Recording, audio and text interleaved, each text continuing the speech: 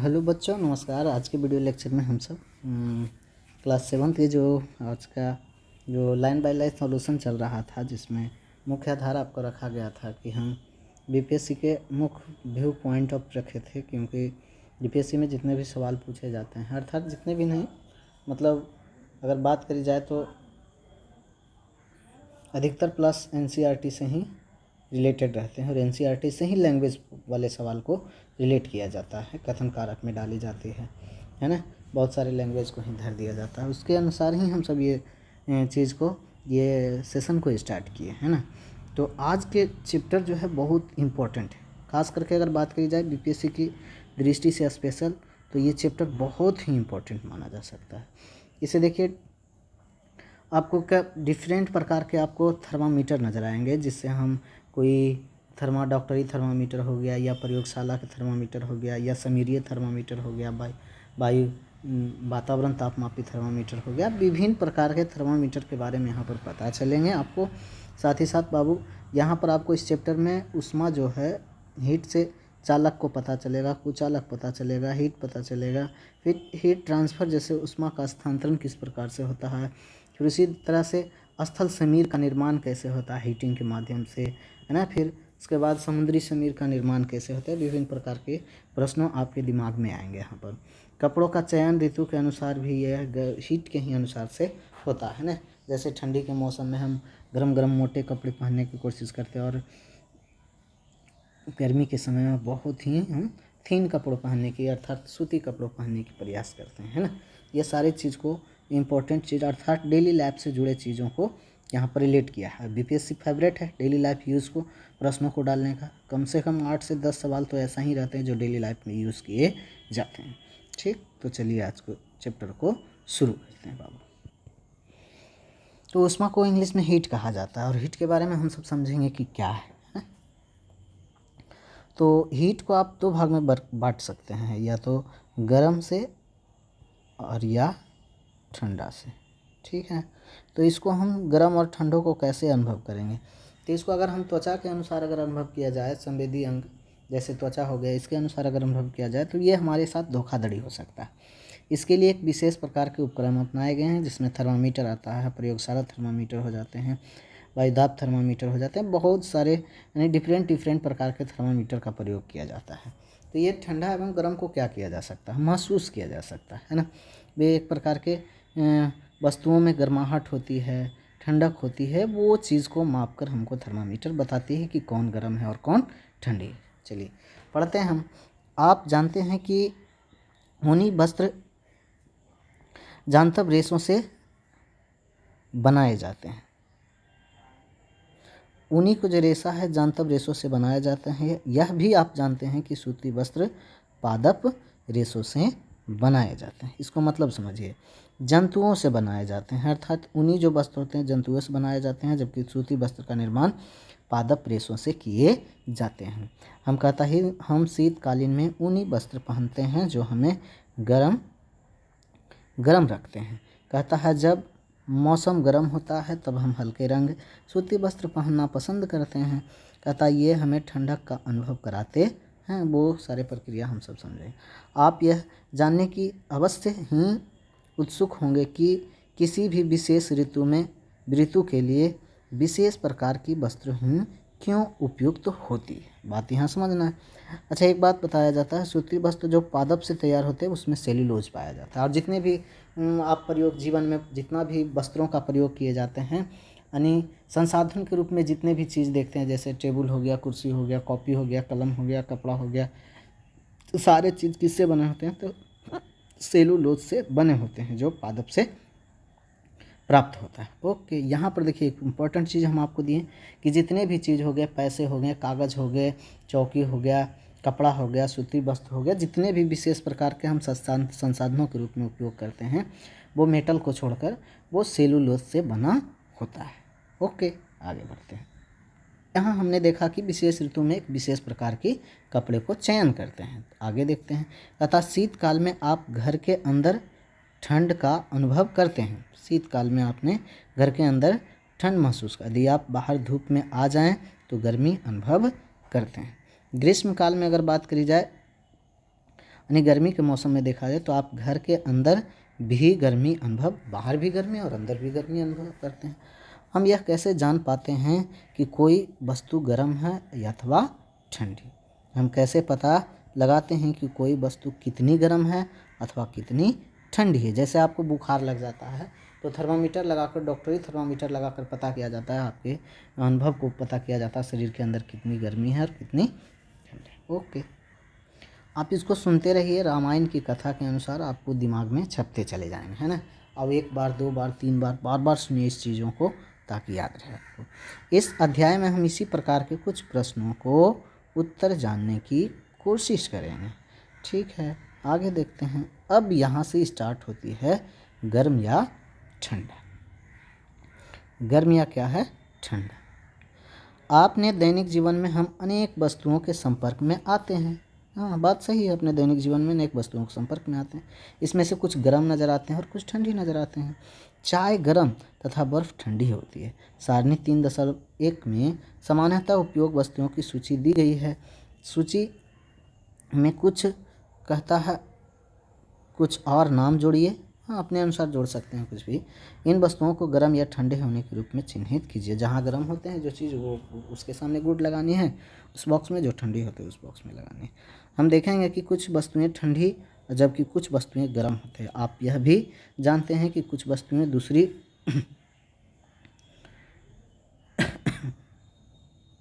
दूसरी वस्तुओं की अपेक्षा अधिक गर्म होती है, जबकि कुछ वस्तुएं दूसरी की अपेक्षा अधिक ठंडी होती है। हम यह कैसे ज्ञात करेंगे कि कोई वस्तु दूसरी वस्तु की अपेक्षा अधिक गर्म प्रायः इस और अधिक ठंडा है? प्रायः इसका पता वस्तुओं को स्पर्श करके लगाते हैं, परंतु यह हमारी स्पर्श इंद्रियां विश्वसनीय नहीं हो सकता। आइए इसको हम जानते हैं। तो यहाँ पर एक लिस्ट है। आइसक्रीम है तो आइसक्रीम के नीचे ठंडा होता है। चाय के प्याले अगर देखी जाए तो गुनगुने गर्म हो। फलों के रस ठंडे होते हैं। तलने के लिए उपयोग किए गए बर्तन को, हाँ, गर्म होते हैं। चीज़ को देख लेना है। एक क्रियाकलाप देखिए 3.1 में। एक बीकर है, बीकर में पानी भरा हुआ है। बीकर का नाम 1 रखा गया है, 2 रखा, बी है और सी है, अर्थात ए, बी और सी है। 3 प्रकार के बीकर हैं मुन्ने। ठीक, 3 प्रकार के बीकर हैं। इसमें देखिए 3 पात्रों में पानी तथा ताप का अनुभव करना। देखिए 3 पात्र अथवा बर्तन लीजिए जिसमें ए, बी तथा सी नामांकित कीजिए। पात्र ए में ठंडा पानी डालिए तथा पात्र बी में गर्म पानी डालिए। कुछ ठंडा और कुछ गर्म पानी मिलाकर पात्र सी में डाल दीजिए। जैसे यहाँ पर देखा गया है कि ये हो गया ठंडा पानी, ये गर्म पानी, और ये ठंडा गर्म दोनों पानी को मिक्स करके डाल दिया। अब आप बाएं हाथ को पात्र ए में डालिए, वहाँ देख लिए थे चित्र में। दाहिने हाथ को पात्र बी में डालिए। दोनों हाथों को 2 से 3 मिनट तक पात्रों में डुबे रखना है, यानी ठंडा पानी और गर्म पानी में। अब दोनों हाथों को एक साथ पात्र सी में डालना है 3 मिनट के बाद। क्या दोनों हाथों को एक जैसा अनुभव होगा? तो आंसर होगा नहीं। क्यों? क्योंकि ठंडे वाले को अलग अनुभव होंगे और गर्म वाले हाथ को वो पानी अलग महसूस कराएंगे। ठीक है, ओके, आगे देखें। जैसे गर्म वाले को कैसा महसूस होगा? गर्म वाले को ठंडा महसूस होगा और ठंडे वाले को गर्म महसूस होंगे। आगे देखते हैं। बुझो कहता है कि मेरा बायां हाथ कहता है कि मग सी का पानी क्या है? गर्म है, तथा दाहिना हाथ उस पानी को कहने लगता है कि ठंडा है। मैं कैसे निष्कर्ष निकालूं? मैंने बताया था आपको, जो ए में पानी ठंडी है उसमें वस्तु कैसी लग रही है? वो गर्म महसूस हो रहा है, जबकि बी में गर्म में हाथ था तो वो पानी कैसी महसूस हो रही है? ठंडी महसूस हो रही है। आगे देखें।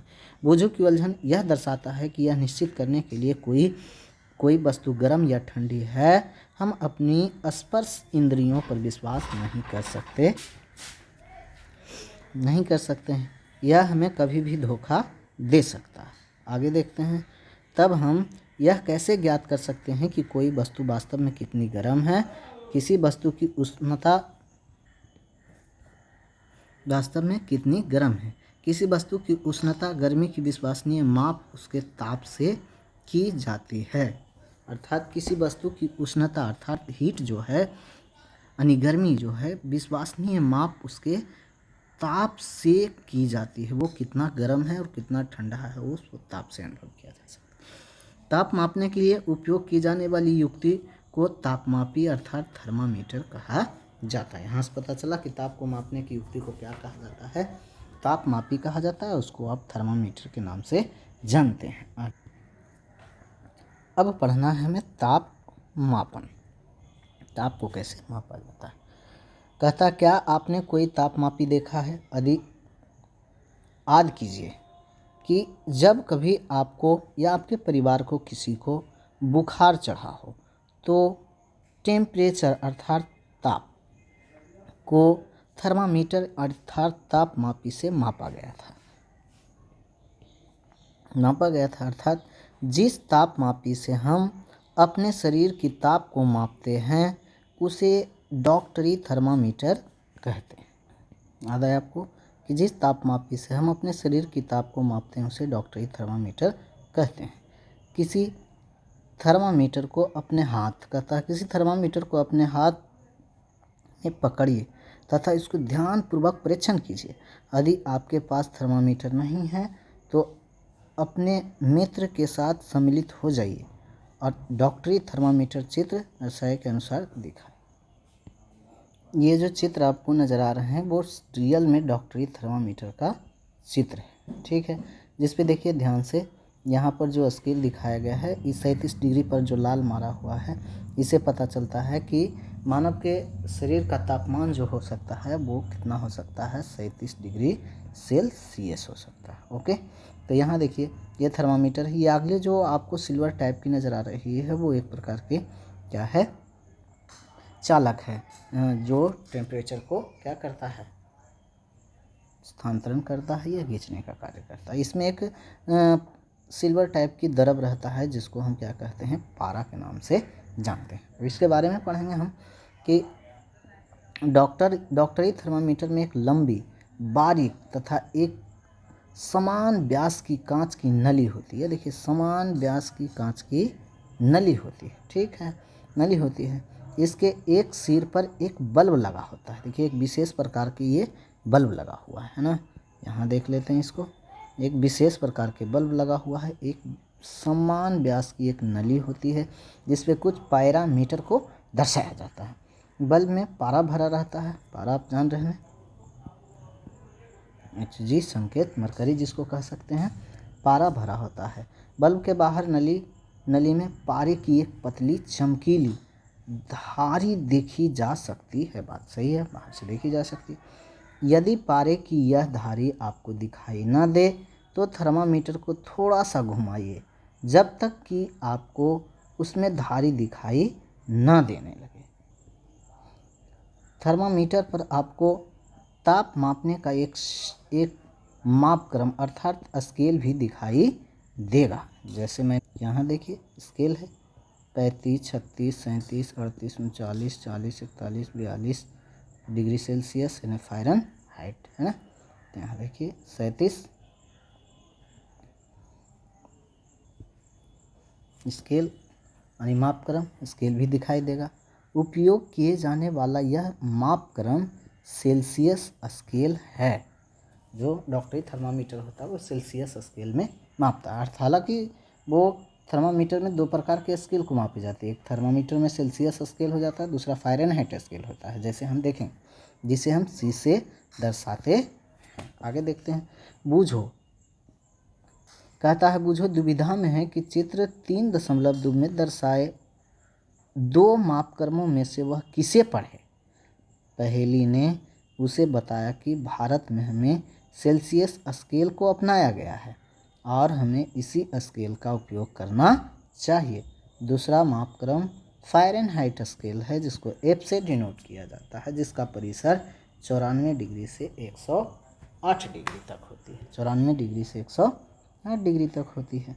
इसे पहले प्रयोग किया जाता था। ओके, यहाँ पता चला आपको कि डॉक्टरी थर्मामीटर से हमें 35 डिग्री सेल्सियस से 42 डिग्री सेल्सियस तक का ही ताप मापा जा सकता है। ओके, इसको आप ज़रूर याद रखिए। डॉक्टरी थर्मामीटर हम 35 डिग्री सेल्सियस से 42 डिग्री सेल्सियस तक ही माप सकते हैं। अब यहाँ अगला जो है क्रियाकलाप है 3.2 में थर्मामीटर से ताप का मापन। थर्मामीटर से ताप का मापन कैसे, आइए यह सीखें कि थर्मामीटर को कैसे पढ़ा जाता है। सबसे पहले इसके किन्हीं दो क्रमागत बोले तो एक के बाद एक है ना, बड़े चिन्हों द्वारा निरूपित ताप के अंतर को नोट कीजिए। ठीक है, इन दोनों चिन्हों के बीच भागों की संख्या अर्थात छोटी चिन्हों द्वारा दर्शाया गया है को नोट कीजिए। मान लीजिए कि दो बड़े चिन्हों के बीच 1 डिग्री का अंतर है तथा इन चिन्हों के बीच 5 भाग हैं। क्या भाग है? 5 भाग है। तो एक भाग का मान कितना होगा? तो पूरा 5 है, उसमें से एक, मान लिया कि ये पूरा स्केल है, यहाँ से यहाँ एक स्केल, इसमें 5, 1 2 3 4 5 5 है, इसको 1 डिग्री सेल्सियस माना है। तो 5 भाग में से यदि हम एक भाग निकालें तो पूरा को नीचे और जितना बोल रहा है उसको कहाँ लिखेंगे? नीचे, अर्थात 0.2 डिग्री सेल्सियस, यानी एक छोटे भाग का मान कितना हो जाएगा? तो 0.2 डिग्री सेल्सियस। समझ में आया आपको कि अगर डिग्री सेल्सियस में देखा जाए तो मान लिए कि एक यहाँ है, इसमें 5 भाग बांटी गए, 5 भाग में अगर एक भाग की बात निकालनी है, डिग्री सेल्सियस में मान निकालना है, एक भाग में 1 डिग्री सेल्सियस के एक भाग के मान निकालना है, तो 1 का पूरा 5 में भागा डिग्री सेल्सियस, इसको जब भागा देंगे 0.2 डिग्री सेल्सियस होगा। ओके। कहता उपयोग करने से पहले थर्मामीटर को अच्छी प्रकार से धो लीजिए। धोने का कारण क्या है? कि जीवाणु वहाँ पर लगे ना हो। धोने के लिए किसी रोगाणुरोधक घोल का उपयोग किया जाना सुरक्षित रहता है। घोल का उपयोग करना मानी जहाँ रोगाणुरोधित हो, अर्थात रोग उसमें नहीं हो, जीवाणु उसमें नहीं हो। धोना बहुत ज़रूरी है। अब इसे अपने हाथ में कसकर पकड़िए और कुछ झटके दीजिए, ऐसे ऐसे झाड़ता है ना डॉक्टर, झाड़िए। झटके देने के पारे का तल नीचे आ जाएगा। सुनिश्चित कीजिए कि यह 35 डिग्री सेल्सियस के नीचे आ गया है। अब थर्मामीटर के बल्ब को अपने जीभ के नीचे रखिए। 1 मिनट पश्चात थर्मामीटर को बाहर निकालिए, उसका पाठ्यांक नोट कीजिए। यह आपके शरीर का ताप है, जो पाठ्यांक नोट करेंगे वही आपका शरीर का तापमान है। शरीर का तापमान, मानव शरीर का तापमान कितना? 37 डिग्री सेल्सियस होता है। ताप को सदैव इसके मात्रक डिग्री सेल्सियस के साथ ही व्यक्त करना चाहिए। ध्यान रखना है आपने अपने शरीर का तापमान कितना नोट किया है, इसको एकदम इम्पोर्टेंट चीज़ है, इसको आप ध्यान रखिएगा। मानव शरीर का सामान्य तापमान 37 डिग्री सेल्सियस होता है। कितना डिग्री सेल्सियस? 37 डिग्री सेल्सियस होता है। ध्यान दीजिए कि ताप को इसके मात्रक के साथ व्यक्त किया जाता है। आगे बढ़ तथा पहेली ने अपने शरीर का ताप मापा, वह चिंतित हो गई क्योंकि यह ठीक 37 डिग्री नहीं था। आइए पहेली को विश्वास दिलाएं कि उसके साथ कोई समस्या नहीं है। क्रियाकलाप 3.3 में देखते हैं। डॉक्टर थर्मामीटर की सहायता से अपने कुछ मित्रों कम से कम 10 के शरीर का ताप मापिए। अपने प्रश्नों को सारणी 3.2 में अंकित कीजिए। यहाँ पर अंकित करना है, 10 का नाम लिख देना है। ठीक है, आगे देखते हैं। अब यहाँ पर कुछ सुझाव दिए गए हैं जिसको हम सब देखेंगे। डॉक्टरी थर्मामीटर का उपयोग करने के लिए आवश्यक सावधानियाँ क्या क्या है जो देखना है। थर्मामीटर को उपयोग से पहले उसे उपयोग के पश्चात धोनी चाहिए, अर्थात उपयोग करने से पहले भी धोना चाहिए और उपयोग के बाद भी धोनी चाहिए, क्योंकि हमारे शरीर पर विभिन्न प्रकार के जीवाणु उपस्थित होते हैं जिससे रोग भी फैल सकता है। धोने के लिए कहता है प्रतिरोध अर्थात एंटीसेप्टिक घोल होनी चाहिए। घोल अच्छा उपयोग रहता जीवाणुरोधी। कहता सुनिश्चित कीजिए कि उपयोग से पहले पारे का तल का तापमान जो है 35 डिग्री सेल्सियस के नीचे रहे। थर्मामीटर को पढ़ते समय पारे का तल दृष्टि रेखा से की सीधी में होनी चाहिए, अर्थात पाठ्यांक पढ़ते हैं जब तो हमको दृष्टि रेखा से सीधी रहनी चाहिए। थर्मामीटर का सावधानीपूर्वक उपयोग कीजिए। किसी कठोर वस्तु से टकराने पर यह टूट सकता है। थर्मामीटर का उपयोग करते समय बल्ब से नहीं पकड़ना चाहिए। थर्मामीटर के जो बल्ब होता है उसको पकड़ना नहीं चाहिए, ठीक है, वो चालक एक प्रकार के होते हैं।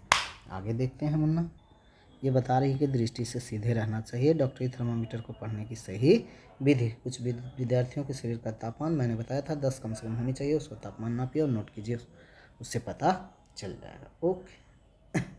क्या प्रत्येक विद्यार्थी के शरीर का तापमान 37 डिग्री है? यह आवश्यक नहीं है। प्रत्येक व्यक्ति का सामान्य तापमान 37 डिग्री हो, यह कुछ अधिक और कुछ कम भी हो सकता है। वास्तव में जिसे हम सामान्य तापमान अर्थात नॉर्मल टेम्परेचर कहते हैं, वह स्वस्थ व्यक्तियों के विशाल समूह के शरीर का औसत ताप है। मैंने मानव शरीर का जनरली मैंने सामान्य तापमान अगर देखा जाए तो 37 डिग्री सेल्सियस होता है, उससे कम भी हो सकते हैं, अधिक भी हो सकते हैं। बूझो ने वास्तविक में एक नटखट विचारा है, बस मस्तिष्क में उसका एक नटखट विचार है। वह डॉक्टर थर्मामीटर का गर्म दूध का ताप मापना चाहता था, पहेली ने उसे ऐसा करने से रोक दिया। ओके, कभी कभी बच्चा के दिमाग में नटखट चीज़ आ ही जाता है। जैसे हाँ देखिए, थर्मामीटर मानव थर्मामीटर है, डॉक्टरी थर्मामीटर जो मानव का उपयोग कर रहा है, मानव शरीर का उपयोग करने में, जानवर का उपयोग करने में नहीं लगा रहा है, तो वहाँ पर ध्यान देखना चाहिए, उसको विचार आ जाता है। ऐसा ही नटखट सवाल आनी चाहिए दिमाग में। यही तो इसको क्या कहते हैं, संज्ञानात्मक विकास की अवधारणा को ज्ञान दिया था। किसने दिया था? तो इसको वाइगोत्स्की द्वारा दिया गया था। अब यहाँ चेतावनी करना है, डॉक्टरी थर्मामीटर का उपयोग मानव शरीर का ताप मापने को छोड़कर किसी अन्य वस्तुओं को ताप मापने के लिए कभी मत कीजिए। इसका प्रयोग कभी मत कीजिए। थर्मामीटर को धूप आग के पास रखने से बचाइए, ऐसा करने से यह क्या हो जाता है, टूट जाता है। डॉक्टरी थर्मामीटर को केवल मानव शरीर का ताप मापने के लिए ही डिजाइन किया गया है। मानव शरीर का सामान्य तापमान 35 डिग्री सेल्सियस कम से अधिक अगर देखा जाए तो 42 डिग्री सेल्सियस से अधिक नहीं होता है।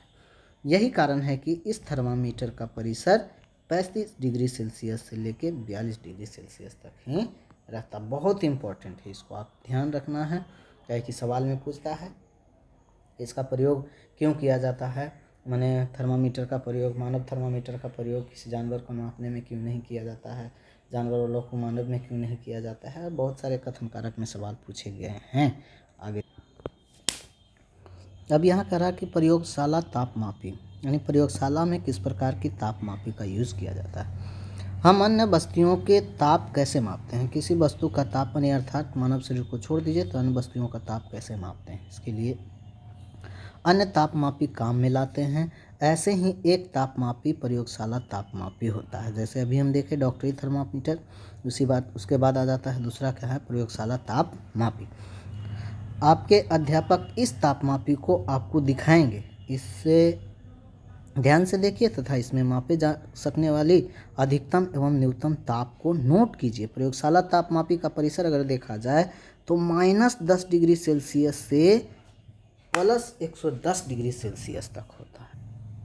तो आपको यहाँ पर एक वीवीआई पॉइंट पता चला आपको कि प्रयोगशाला तापमापी का परिसर जो होता है -10 डिग्री सेल्सियस से लेके 110 डिग्री सेल्सियस तक, जो कि अभी हम सब मानव वाला हम देखें तो वो 35 डिग्री सेल्सियस से लेके 42 डिग्री सेल्सियस तक होता है।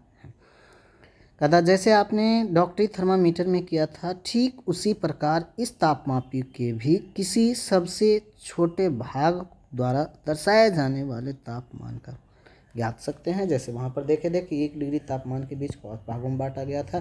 किसी एक भाग का मान निकालने के लिए 5 से भागा दिए थे, 0.2 डिग्री सेल्सियस मान आया था। ठीक है, सबसे छोटे भाग द्वारा दर्शाए जाने वाले तापमान ज्ञात किया जा सकता है। तापमापी द्वारा दर्शाए गए ताप को ठीक पढ़ने के लिए आपको ताप के इस मान की आवश्यकता होगी। ठीक है, एक इम्पॉर्टेंट है, यहाँ पर इसको ध्यान देंगे, इस बॉक्स को पढ़ेंगे।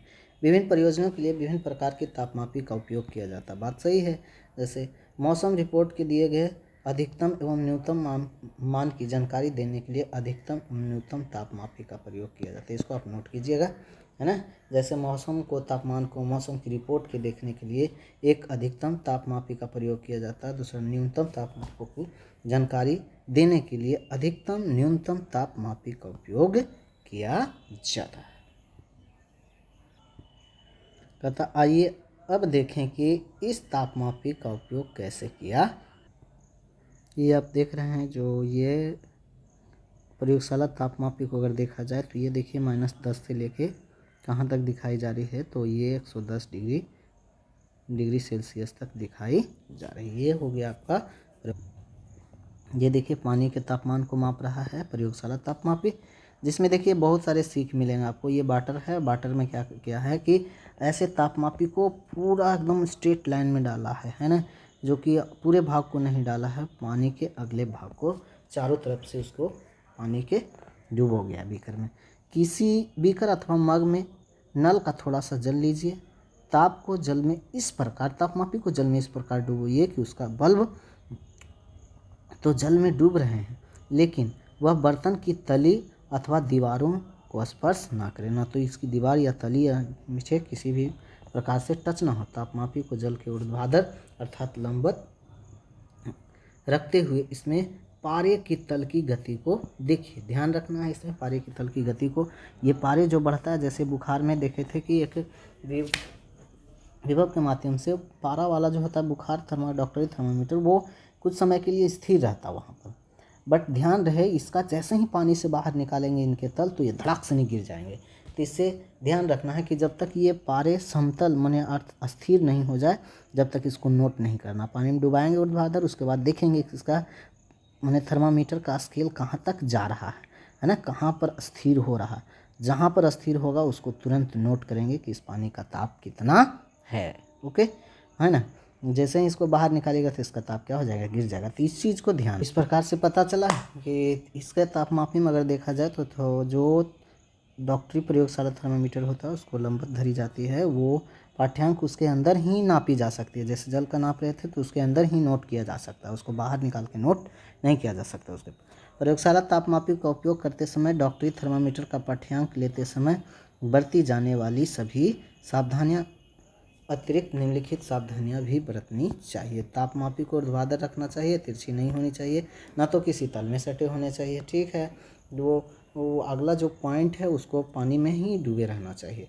तापमापी का बल्ब चारों पदार्थ से घिरा होना चाहिए जिसका ताप मापना है।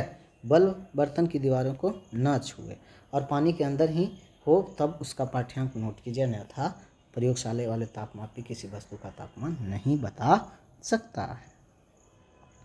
बूझो को अब समझ में आ गया कि उच्च तापों को मापने के लिए डॉक्टरी थर्मामीटर का उपयोग नहीं करना चाहिए, लेकिन वह अब भी उलझन में है कि क्या प्रयोगशाला तापमापी द्वारा उसके शरीर का तापमान मापा जा सकता है। तो वे भी आंसर गलत है, नहीं प्रयोग किया जा सकता है।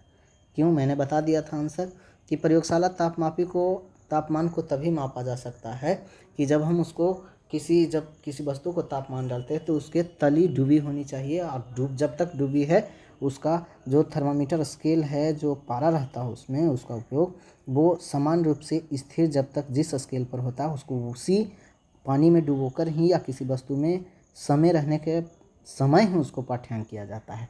जबकि थर्मामीटर, हम डॉक्टरी थर्मामीटर लगाते हैं तो जीभ के अंदर रखने के बाद 1 मिनट के बाद निकाल दिया जाता है, तब उसका थर्मामीटर का तापमान पाठ्यांक नापा जाता है। ओके, तो समझ में आया आपको कि नहीं नापी जा सकती।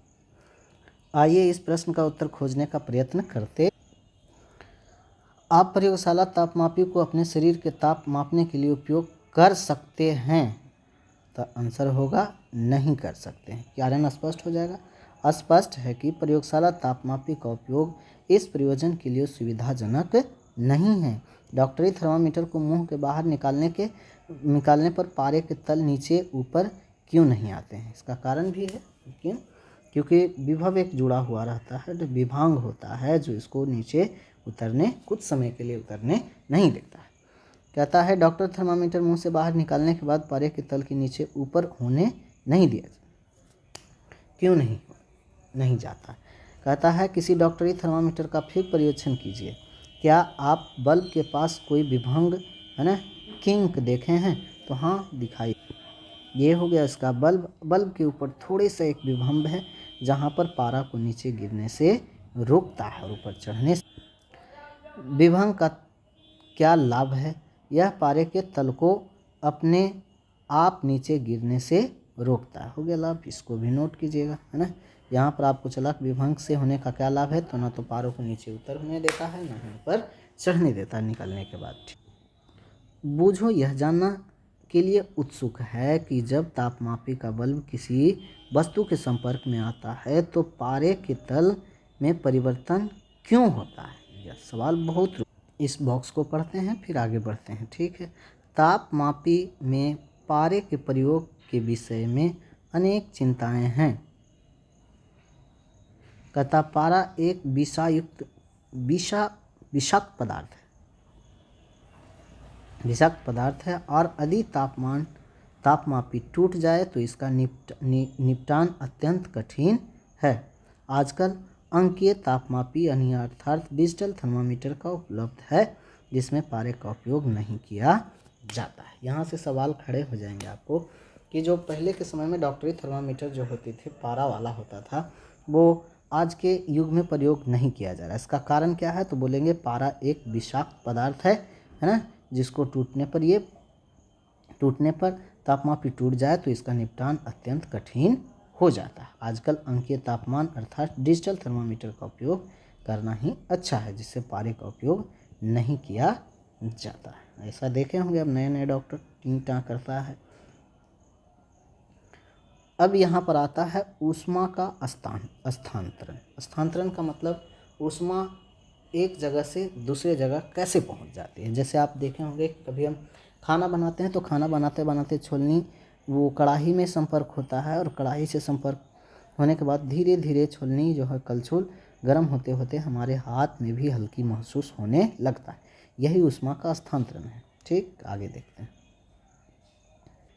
तो बच्चों, एक विशेष प्रकार के ताप को मापने की विशेष चीज़ों को मापने के लिए एक विशेष प्रकार के अलग अलग प्रकार के थर्मामीटर का हमने उपयोग देखा, है ना। तो यहाँ तक जो अब रहने देते हैं वीडियो को। आगे जो है मेन ऊष्मा का स्थानांतरण है, जिससे विभिन्न सारे सवाल बीपीएससी में बनते हैं। जैसे ऊष्मा का स्थानांतरण से ही क्या होता है कि पवन, जैसे मान लिया कि सौर बजट किसी पृथ्वी पर गिरता है तो पृथ्वी जो है जितना बहुत जल्दी गर्म होता है और बहुत जल्दी ठंडे भी होते हैं, उसके तुलना में अगर समुद्र की बात करी जाए तो पानी जो होता है समुद्र के वो बहुत धीरे धीरे गर्म होती है और बहुत धीरे धीरे क्या होते हैं, ठंडे होते हैं। मान लिया कि ये गर्म हुआ और ये क्या होते हैं, बहुत धीरे धीरे गर्म होते हैं और बहुत धीरे धीरे ठंडे होते हैं समुद्र। तो यहाँ जल्द से ठंडा हो जाएगा और ठंडे होने के बाद यहाँ क्या होंगे कि मान लिया गर्म वायु, यहाँ पर गर्म वायु हो गया, तो जैसे ही गर्म होगा तो ये ऊपर उठेगा। जैसे ही ये वायु यहाँ से ऊपर उठेगा तो यहाँ वायु का कण कम जाएगा तो यहाँ खाली स्थान पड़ेगा और इस खाली स्थान को भरने के लिए समुद्र से जो होते हैं ठंडी हवाएं इधर बहने लगती है, दौड़ते हैं जिसको भरने के लिए। इसी प्रकार से यहाँ एक विशेष प्रकार का विंड का निर्माण होता है। विंड का मतलब पवन का निर्माण होता है, समीर एवं हवाओं का निर्माण होता है, जिसे हम क्या कहते हैं, समुद्री समीर के नाम से जानते हैं। वो चीज़ सारे चीज़ आपको आगे मिलेंगे। उससे अच्छा है कि हम इसको पार्ट 1 ही कर देते हैं और अगला वीडियो आपको पार्ट 2 में सारे चीज़ को देख लेंगे। ओके, चलिए, वीडियो देखने के लिए धन्यवाद, नमस्कार। अच्छे लगे तो वीडियो को लाइक शेयर सब्सक्राइब जरूर कीजिएगा। बच्चों, अगर किसी प्रकार की हमारे वीडियो में त्रुटि होती है तो उसको बताइए कमेंट में और शेयर भी कीजिए दोस्तों के साथ, ठीक है, ताकि मेरा मोटिवेट बढ़े। क्या कि वीडियोज़ में व्यूज़ नहीं आते हैं, जिसके कारण मेरा डीमोटिवेट होते हैं और वीडियो बनाने में उत्सुकता नहीं होती है। वो आप इसे बढ़ाएं ताकि हम वीडियो बनाने डेली आपका वीडियो डाल सकें। चलिए, धन्यवाद। जैसी आपकी मर्जी हो वैसा कीजिए।